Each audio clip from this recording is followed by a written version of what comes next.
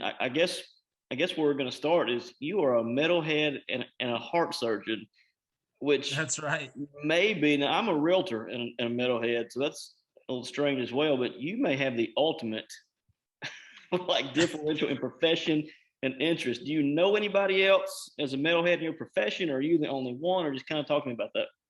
So I mean, like, heart surgery tends to be kind of a buttoned up profession. Like, a lot of like, formal and proper people and stuff like that. And you don't usually associate metal music with that kind of stuff. One of my good friends from medical school is a nephrologist, he's a kidney doctor, and I did go to a concert or two with him. I saw Mastodon with him in Manhattan, Mastodon, and I saw Lamb of God with him also, Mm-hmm. with like Children of Bodom, like way back in 2000, 2008, I think it was. So he's the only other doctor I know who's a metalhead. Most other people are not. So it is Yeah. a unique thing, I think. Now, are you like most metalheads? Do you like to try to slip it in the conversation at work and just try to gauge some interest and show people concert footage and just listen to this? Could you try that? So yeah, I do have a PA who I chat with pretty often who likes to listen to some rock music when she's working out. And so I tried to like slip her a couple of metal bands to try to get her into it. And she's like, no, no, no, this is too Mhm. much. This is too Yeah. much for me. And it was really not like super heavy stuff, it was just kind of like some more accessible stuff. But Mhm. in general, the only conversation at work that comes up is the OR staff being like, oh man, we can't stand your music. That's hilarious. Now, do you get to play some over the speakers at some point, or is that not a thing? So yeah, so I started out when I was in fellowship. Actually, there was one other fellow. He listened to more like hard rock, but he used to play hard rock at the end of the case, like after when we were fellows, when you're training. The attendant, you're just basically get everything situated. The attending leaves the room. You're helping to transfer the patient and stuff like that. And he would put on some heavy music during that time.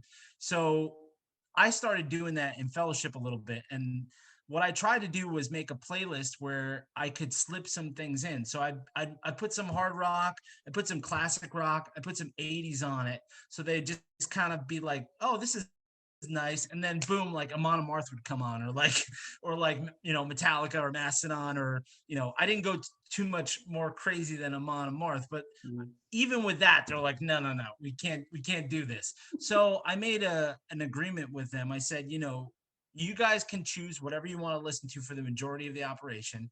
When I'm finishing the surgery, I put the metal station on and you guys can't complain. So that's how it works So you now. struck a deal, So I get like 15 to 20 minutes worth of metal. And right? it's like this how like cable TV channels have like their music choice channels, and they have like rock and metal and whatever. It's like the cable music choice metal channel. So it's not the most adventurous. It's kind of like, the Billboard top 200 of metal. So, but it's still good. And I Mhm. still, every once in a while we'll get like Cannibal Corpse and be like, whoa, Mhm. Cannibal Corpse, all right. And everyone would be like, oh, what is this? And I'm like, just, you can't complain. Those are the rules. That's kind of my next question. It's funny because I find it that when you talk metal with people, there's all even people who don't love it or like it like we do. There's an intrigue about this genre that people always at least they'll listen because either they're curious of why we like it, or they're a little curious of if they might like it. I feel like they don't understand it. They don't understand Mhm. why you would like such harsh sounds or harsh Mhm. noise, or the vocals is really, for the most part, what throws people off. With singing vocals, I find, even if the music is heavy, like I used to play a lot of when I was trying to mix things in, I used to play a lot of like doom metal and like some stoner metal, because there's a lot of clean singing in that, and Mhm. there's still a lot of heavy riffs. So I'd get my fix for the heavy metal, and the Mhm. heavy riffs, and they would get like the clean singing. You'd hear things like, oh, this isn't so bad. But I feel like a lot of times they're they are intrigued, and they're always like, well, why do you listen to this? And like, when I put on the music choice channel at the end of the case, and like Architects is playing, or Lamb of God, or like Parkway Drive, and they're like, wow, this is really heavy, and what, can you even understand what they're saying? And I'm like, you have no idea what I listen to. This is Right. heavy metal, but you don't have any idea like what I'm Right. listening to. And then it piques their interest for a second, and I kind of want to be like, I kind of want to bring in a playlist of like the stuff that I'm listening to now and just put it on, but I guarantee you they'll just be like, oh. I mean, I listen to a lot of death metal now. That Mm. wasn't like always the case, but that's like my primary, favorite type of metal at this point. So it's kind of evolved into that. So Mhm. they don't have any idea. Now, whether you want to admit this or not, you are one of the kind of heads of what we call metal Twitter. I mean, you're one of the on the forefront of metal Twitter, which we don't hashtag. Why don't we hashtag that? I don't know We enough. should But we should hashtag it more. The reason why I love metal Twitter is the same reason why I love the Liquid Metal Facebook page, and interacting with people on like Instagram, because I feel like a lot of like famous people and musicians within the metal community are really pretty interactive with the fans. mhm, And also, I don't have anybody to talk to this about. Like, mhm, I don't have any friends who listen to metal aside from the one buddy that I don't talk to him enough. But like, none of my good friends, none of my family, like, mhm. they don't like it. So this is the place where I get all the discourse about metal, where I find new bands. When I was initially getting really much more into it over the last 18 years or so, because I mean, I've always listened to metal, but for the last 18 years, 20 years, I just kind of trying to stay at the forefront and listen to new stuff, and learn more about the history, and listen to where everything came from, and kind of get an idea of how things evolved. I was just going on YouTube, or like randomly searching and trying to find things. And I think metal Twitter is so awesome because it's just like everybody's talking, everyone's posting music. We have people posting like K-Man Riffs posting like 50 releases every Friday to check out, and like people saying, oh, it sounds like this that I've never heard of, and it's like, then I go and check that out, and it's Mhm, like it just it's it's the perfect place to discuss it. mhm.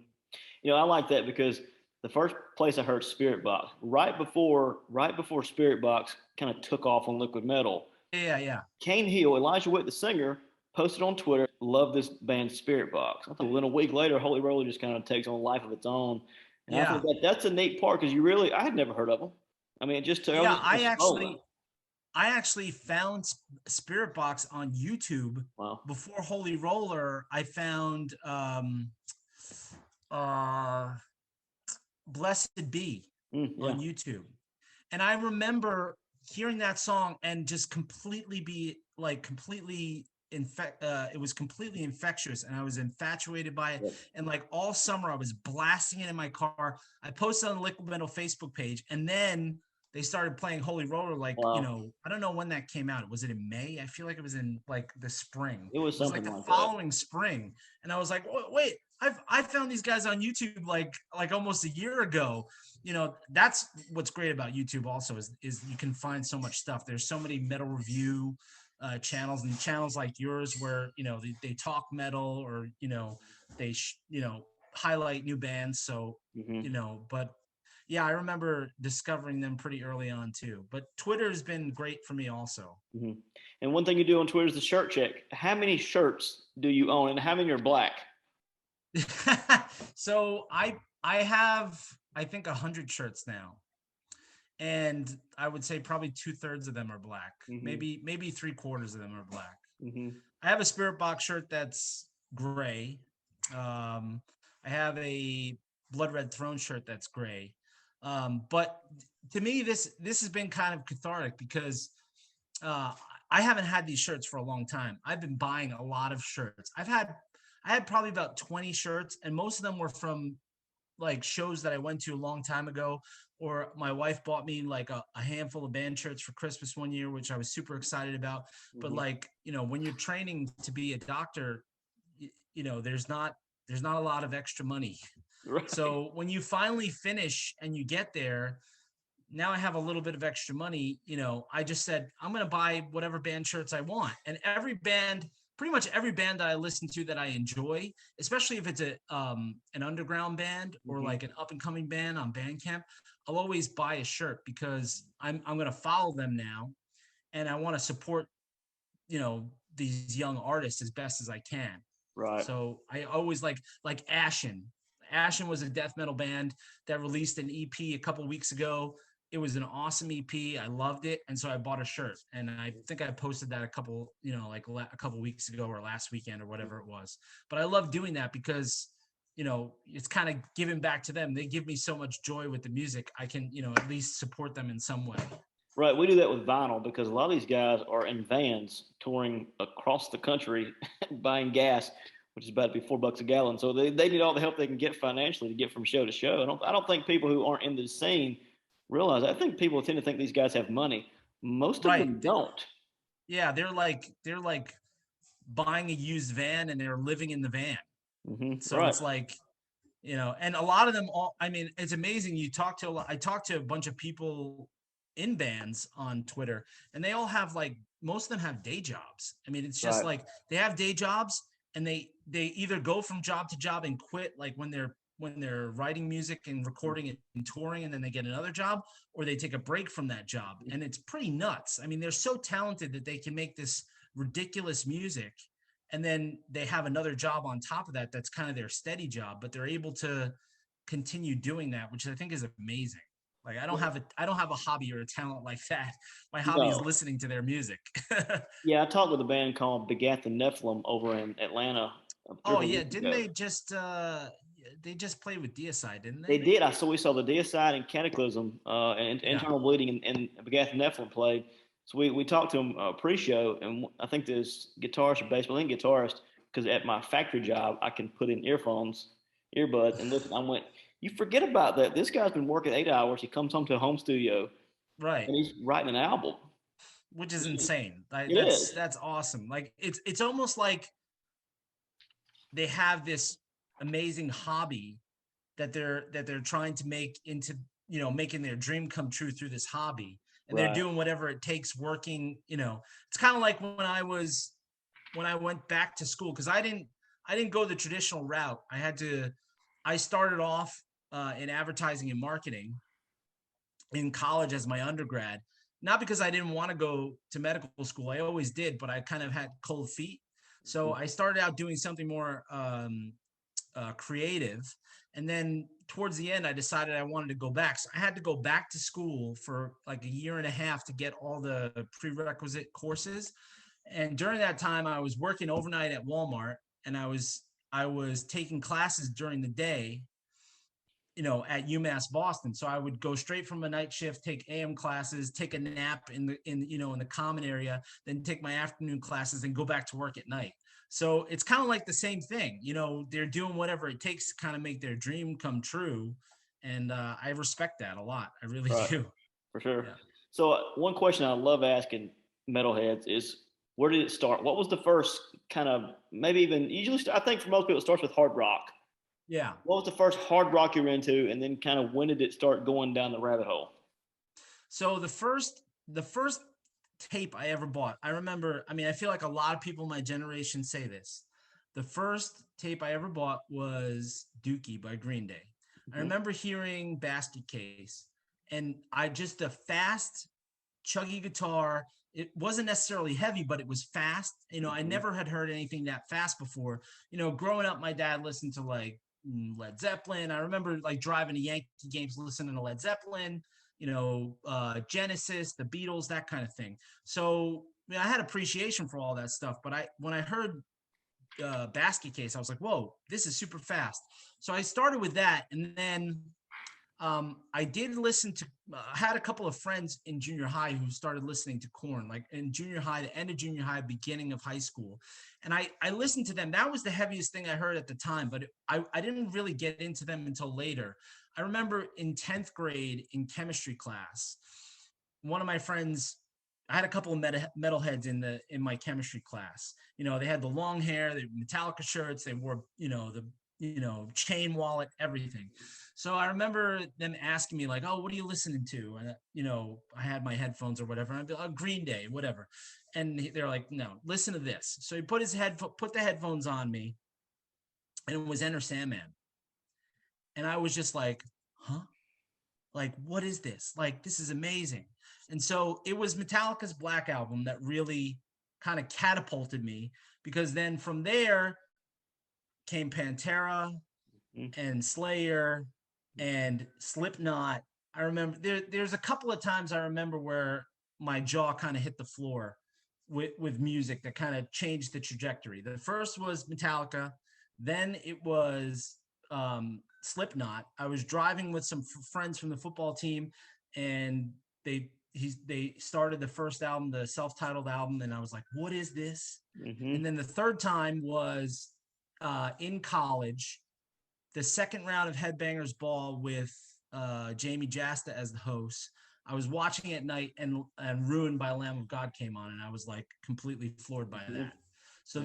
those are the three big ones. I'll add the Black Dahlia Murder too, because I discovered them randomly on. I'm sorry if you see this, but I was on LimeWire and I downloaded their first album on LimeWire before I knew it was a bad thing, right? In college, and that kind of set me on the death metal path from there. That's Yeah, I mean, I think solid. everybody at the time was doing it, and like, you know, now I make it a point to support them as much as I can. Sure. So, buying albums, like you said, buying vinyl, buying Mhm. merch, so that they get their fair share of support, because I think they deserve it. But Right. yeah, it started with Metallica for sure. That was it. You mentioned Corn, and I had Corn down to ask you about Corn. I think you were going to see Corn a couple of weeks back and got postponed. And you had mentioned on Twitter you hadn't seen them before and been listening to Yep. them. I love Corn. We've seen them probably 4 or 5 times. They're incredible live.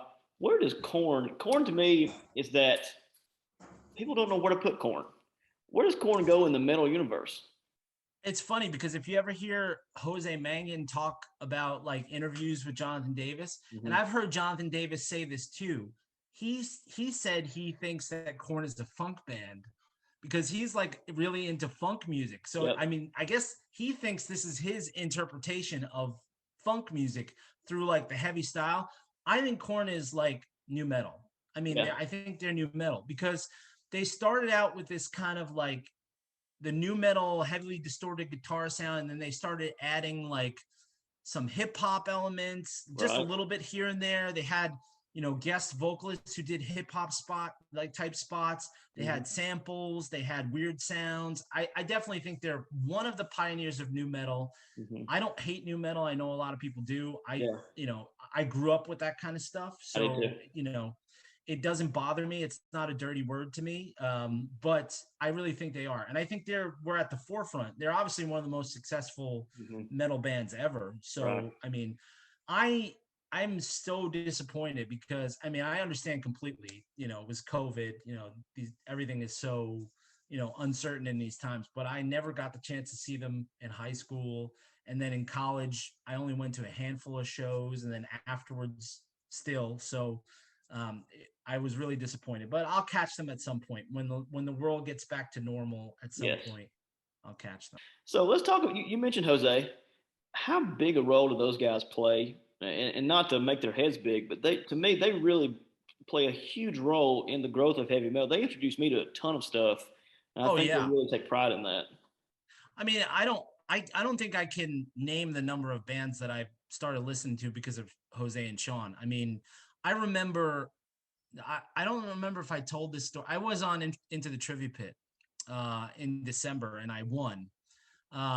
But I don't, they ask you a little bit about how you got into this and into Sirius XM and stuff.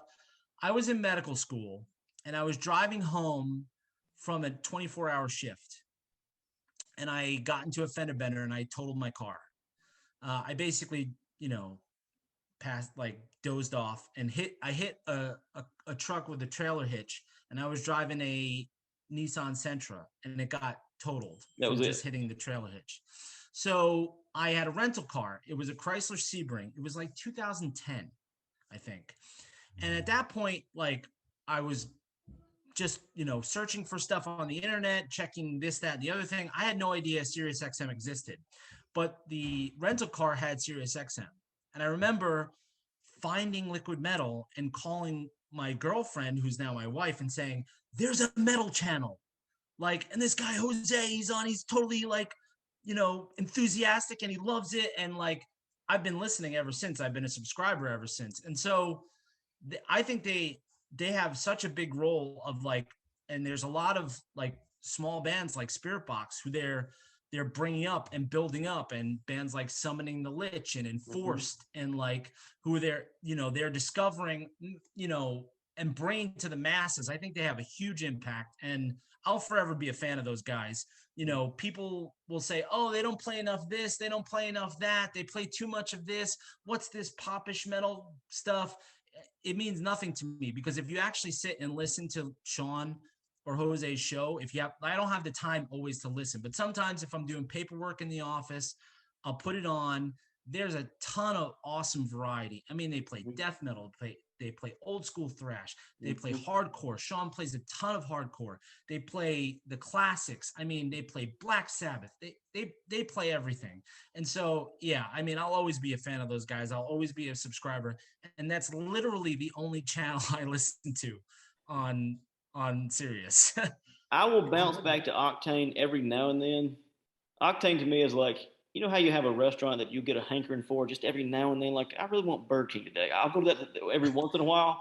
But I'm Right. like Yeah. you, Yeah. it's pretty much on channel 40 constantly because it is a variety, and you do get a nice mix. And I tell you what I do when I'm in my office working. I like to go on my app and pull up Devil's Dozen, and I'll listen to Devil's Dozen probably 15 times a week because I Yeah. know what's coming up. I'm waiting for number three. Yeah, I remember we drove down to North Carolina recently, and I had Liquid Metal on because of I knew the Devil's Dozen was coming on, so I put it on so I could hear the new countdown. And then they replay a couple of times, and I kept leaving it on the radio, and my wife's like, "Is this the same one?" I'm like, "Yes, we're listening to it again." it never gets old. No, it doesn't. And I love his intros are awesome. He gets so like hyped up for it, and like yeah, it's great stuff. I mean, it's I think it brings a lot of visibility to this music, which I think is important. I love those guys too because, like you mentioned, they're so enthusiastic about it. And I think for those of us who are really entrenched in this, the first show back we went to after COVID, I'm not gonna lie, I teared up two or three times just to be back in that atmosphere. I mean, to Yeah. hear my arms start going, I've missed this so badly. And I told my wife one time during the whole shutdown of 20, I said, if we get shut down, I can't go to concerts in 21. I may lose my mind. I'm supposed to see Megadeth. I have tickets for Megadeth. We do I too. have tickets for Black Dahlia Murder in October, and I bought tickets for Maryland Death Fest. Oh, and I also bought tickets for the Decibel Beer and Metal Fest in Mhm. Philly. So, I'm hoping that things will Sure. work out, and won't get canceled. And obviously Corn got canceled, but what can you do? I mean, hopefully we'll get back to that eventually. I'm going to live it up while I can. If there's shows, I'm going to go. I'm going to try Yeah. to enjoy it because I know at that corn show, I think that's the second show we've been to since COVID was, well, I say over since it kind of let up. And the energy in that place in Atlanta, Alpharetta, was unbelievable. And we've got Megadeth tickets. We're going to see them in Arkansas. So Yeah. I hope that goes on. And we're going to try to see Knock Loose and Gate Creeper next week in Memphis. So I'm Oh, really looking forward nice. to seeing Knock Loose for sure. Yeah, I haven't seen Gate Creeper. They're probably one of my favorites, so I'll look forward to seeing them at some point. But that's pretty cool. Hopefully things work out. So you mentioned your wife. Is she into metal or does she just let you do your thing? So she likes some of it. I mean, she doesn't like the death metal. She doesn't like the harsh vocals. But we did go see Metallica together. She bought me tickets to see Metallica, so she was into that.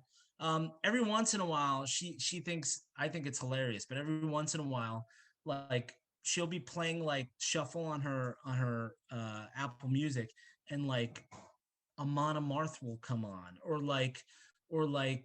what is he? Children of Bodom will come on, and I'll be like, "Why do you have this playing?" And she'll be like, "Oh, I added it because I heard you playing it and I liked it." And I was like, I'd be like a little surprised, but at the same time, I'm like, okay, that's cool. You know, she likes a little bit of it, not a lot, but she likes Yeah. enough. If you Try to could, get my kids into it. Like my kids, made a couple of posts about like my daughter asking for Cannibal Corpse in the car and this, that, and the other thing. By and large, she doesn't really. She likes bits and pieces. She likes mhm. some Slipknot. She likes some Megadeth. She likes this, here and there, Metallica, and my son too. But lately, she's been like, "Oh, please, no more metal." Like in the car, she's like, "I don't want to hear the metal." I mean, I'm hoping like my son seems to be like he's my kids are young. My daughter's going to be 7. My son is 4. But like my son hasn't really gotten to the point where he's like, "Oh, stop playing this." Like he'll make it a point to come over and be like, "Dad," and I'll be like, "Okay, maybe I have a chance with you as you get a Right. little older to take you to concerts. Right. Maybe he'll get into it. Who knows?" So, is there a couple bands that you're into right now that maybe people aren't as much into? This is not a great example, but I'm loving Slaughter to Prevail. I love Slaughter to Prevail. I can't get enough. That's my new spirit box. Like it's on repeat constantly. Is there something that Yeah, you're into right now? that's like a new metal album. It's not even Hmm. like deathcore. Hmm. It's like they transitioned to new metal like Hmm. in one album. Hmm. I like that album. There's a lot of good songs on that album, but you know I don't listen to. I'm not listening to it nonstop. I right now. Let's see. I listen to Cannibal Corpse like every day. Like I've been listening to Violence Unimagined like once a week since it came out. That's probably one of my favorite records of the year. I'm really into Blood Red Throne. Hmm. They're a Swedish death metal band. They're fantastic. The Black Dahlia Murder is probably one of my favorite bands.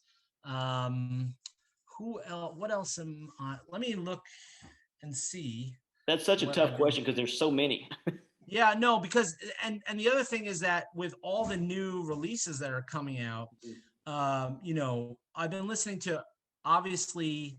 Let's see, I played the new Turnstile album, which is It's great. yeah, it's like really upbeat hardcore, which is kind of contradictory. I mean, you talk about Hatebreed always having a positive message because that's kind of like Jamie Jass's thing, but Hmm. this is kind of like upbeat. It makes you feel good. It's not like usually I listen to metal to kind of make the anger go away. This kind of just makes me happy. It's So I enjoy that album a lot. I've been listening to. I love Warbringer. Have you heard Warbringer at all? I'm not familiar with a lot of their stuff. I know who they are, but I haven't been into it. I need to. Yeah. So if you want to check them out, their last album, Weapons of Tomorrow, was probably one of the best thrash albums last year. So check that out.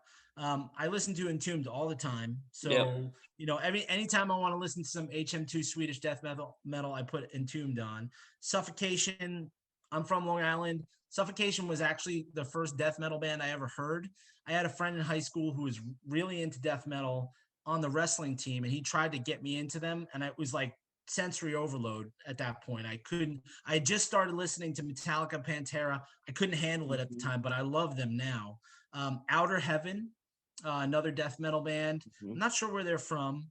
Um, Carcass, always listening to Love Carcass. Carcass. Um, there's a band that someone from the liquid metal group turned me on to called Phineas. They're like I've heard Phineas. metalcore, but they put out an album called The Fire Itself, and Hmm. I listened to it last week. They're really good. They remind me a lot of While She Sleeps. So their new album is pretty good. What else?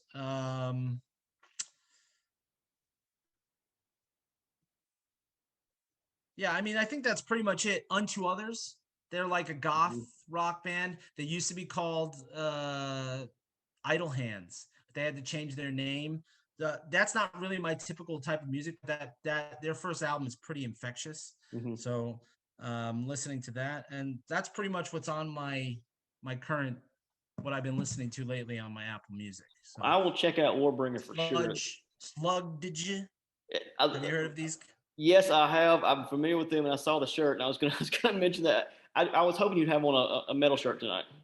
Yeah, so I had my workout clothes on, but I was like, I got to change and put For a metal sure. shirt on. Yeah, so like when I get home from work, I either change directly into workout clothes, or if I'm not working out, I'll put on a metal shirt. And then Yeah. after I'm done working out, I put on a metal shirt because I just love wearing them. Well, you've I got just enough of love them. I love the art and the designs and the logos. I think it's awesome. So Yeah, for sure. yeah, but these guys are fantastic.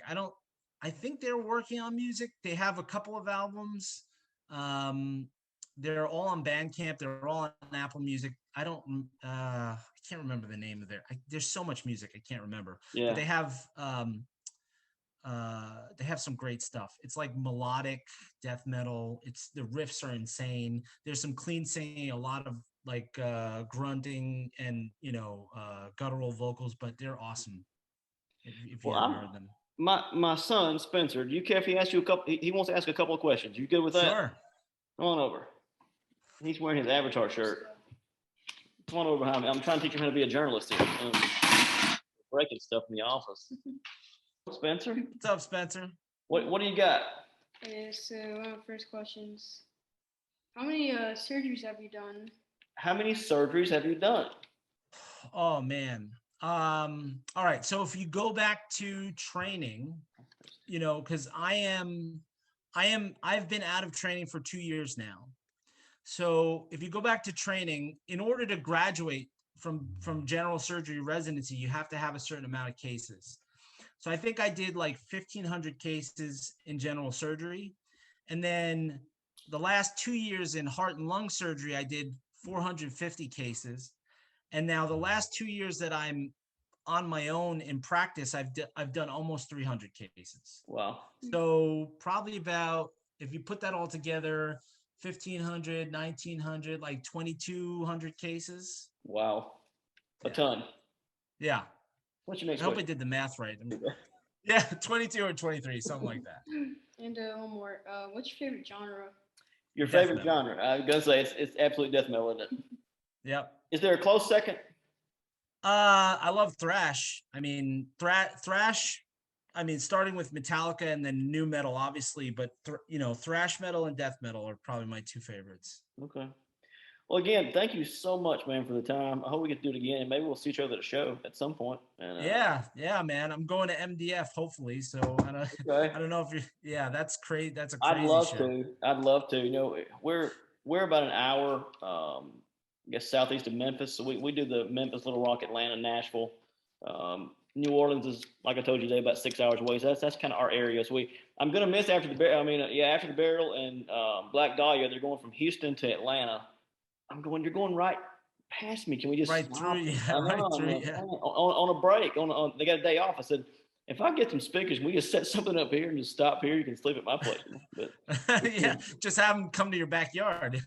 well, that's actually something I'm looking at doing. So if I do, you have to come down to the south and come to show my backyards. Sounds awesome, man. Yeah. Well, I'm gonna let you go, man. I appreciate it. We'll get this posted and hopefully get some people to check it out. And let's do it again sometime. Yeah, thanks a lot, man. This is fun. I love talking metal. And I hope all your concerts work out. And I'll see you around Metal Twitter. Absolutely. See you, man. All right, take care.